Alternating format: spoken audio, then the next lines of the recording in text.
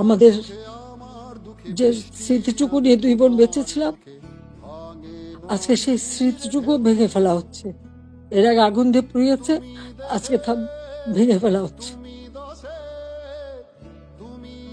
হ্যাঁ, একটা দালান ভেঙে ফেলতে পারে, ইতিহাস মুছতে পারবে না।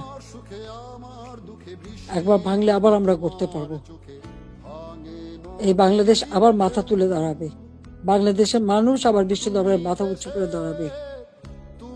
আল্লাহ যখন বাঁচিয়ে রেখেছেন, তো নিশ্চয়ই আমার কিছু কাজ বাকি আছে, সেটুকু করার জন্য আল্লাহ বাঁচিয়ে রেখেছেন। নইলে বারবার কেন মৃত্যুর হাত থেকে বেঁচে আসবো?